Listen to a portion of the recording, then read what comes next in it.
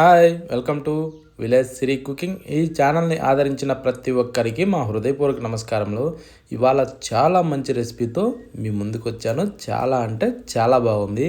ఇది చాలా హెల్దీ అయిన రెసిపీ. ప్రతి ఒక్కరూ మిస్ కాకుండా చూడండి. ప్రతి ఒక్కరు కంపల్సరీ ట్రై చేసి చేసుకొని తినండి. ఇది చాలా మంచిది హెల్త్కి. ఇలాంటి దొరికినప్పుడు మాత్రం ఎవ్వరు కూడా మిస్ కావద్దు. ఇది ఏమిటంటే చిక్కుడు గింజల పచ్చడి అండి. చాలా బాగుంటుంది. ప్రతి ఒక్కరూ ట్రై చేయండి.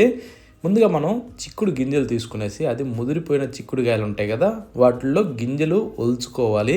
ఒలిచిన వాటిని ఇలా మొలకలు వచ్చేదాకా మనం ఒక బట్టలో గట్టిగా చుట్టి కట్టి పెడితే ఈ విధంగా మనకి మొలకలు వస్తాయండి. ఓకేనా? ఈ టైప్లో మనం వీటిని తయారు చేసుకోవాలి. తయారు చేసిన వాటిని ఇప్పుడు మనం కాసేపు అలా పక్కన పెట్టేసి స్టవ్ మీద ఒక కడాయి పెట్టుకుందాం. కడాయి పెట్టిన తర్వాత దాంట్లో 1 స్పూను ఆయిల్ వేసుకుందాం. ఆయిల్ వేసాక దాన్ని కొద్దిగా వేడెక్కనిచ్చి ఒక 10-12 దాకా ఎండుమిరపకాయలని దాంట్లో వేసేసుకొని సన్న మంట మీద వీటిని మనం బాగా ఫ్రై చేసుకోవాలి. వీటిని ఏంటంటే ఇలా ఆపకుండా ఇలా తిరగేసుకుంటూనే ఫ్రై చేసుకోవాలి. ఎందుకంటే ఓ పక్క కాలి ఓ పక్క కాలకుండా సేమ్ పొజిషన్లో అన్నీ బాగా వేగుతాయి. ఇలా వేగిన తర్వాత ఇప్పుడు మనం తీసి వీటిని ఒక ప్లేట్లోకి వేసుకోవాలి. కానీ ఈ మాత్రం మాడకుండా చూసుకోండి. ఈ విధంగా మనకు దోరగా వేగితే ఏమవుతుందంటే ఈ ఎండుమిరపకాయలు అన్నది పొడి పొడి అయిపోతాయి మనం దంచేటప్పుడు. ఓకేనా? కొంచెం పచ్చిగా ఉన్నా కూడా నారలు సాగుతాయి. ఈ టైప్ మనకి రావాలి. ఇప్పుడు ఇవి పక్కన పెట్టి కాసేపు అలా చల్లారనిద్దాం. చూడండి, ఈ విధంగా వస్తే సరిపోతుంది. ఇప్పుడు అదే కడాయిలో కొద్దిగా నూనె పోసుకొని దాన్ని కొద్దిగా వేడెక్కనిచ్చి ముందుగా మనం రెడీ చేసి పెట్టుకున్న ఈ చిక్కుడు గింజల్ని అందులో వేసేసుకుందాం.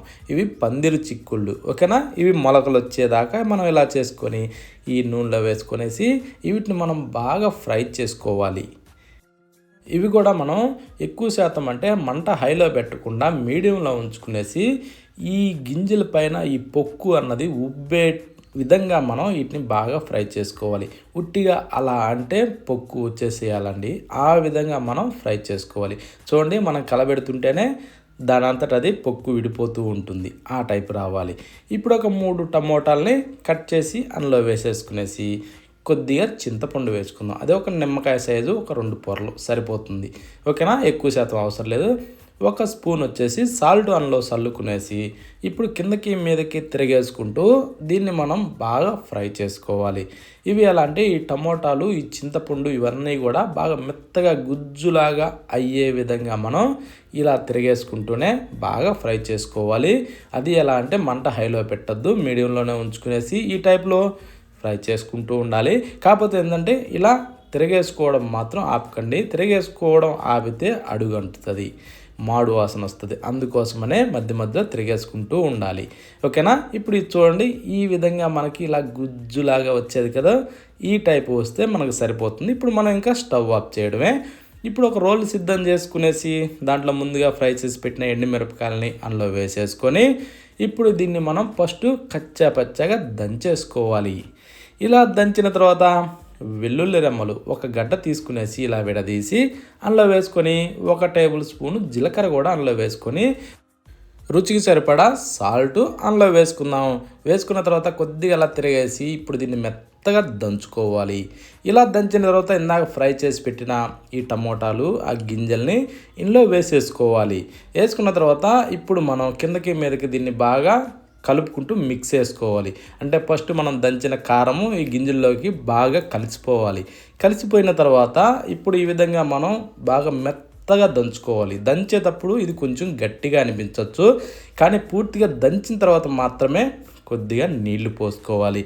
అది ఎలా అంటే మనకి కొంచెం జిగటలాగా మారాలంటే లైట్గా మనకి ఎన్ని అవసరమో నీళ్లు అన్నీ పోసుకొని ఈ విధంగా బాగా రుబ్బితే సూపర్గా జిగట వస్తుంది.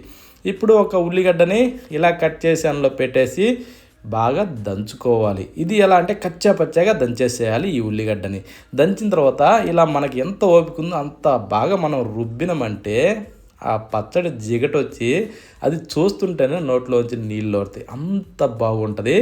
తినడమే కాదండి, చూస్తేనే నోట్లోంచి నీళ్ళు ఊరుతాయి. అంత బాగుంది. ప్రతి ఒక్కరు ఖచ్చితంగా ట్రై చేయండి. చూడండి ఎలా ఉంది, చూస్తుంటేనే నోట్లోంచి నీళ్లు ఊరుతాయి. అంత బాగుంది.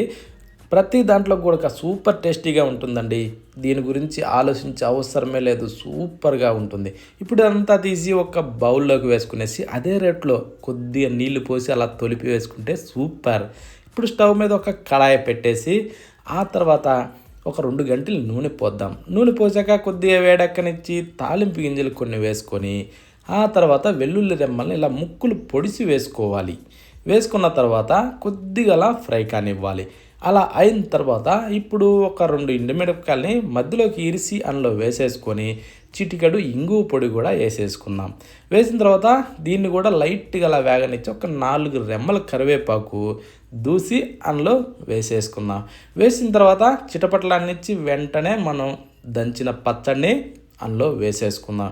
వేసిన తర్వాత కాస్త అలా మిక్స్ చేసుకునేసి వెంటనే స్టవ్ ఆఫ్ చేయడమే. ఓకేనా.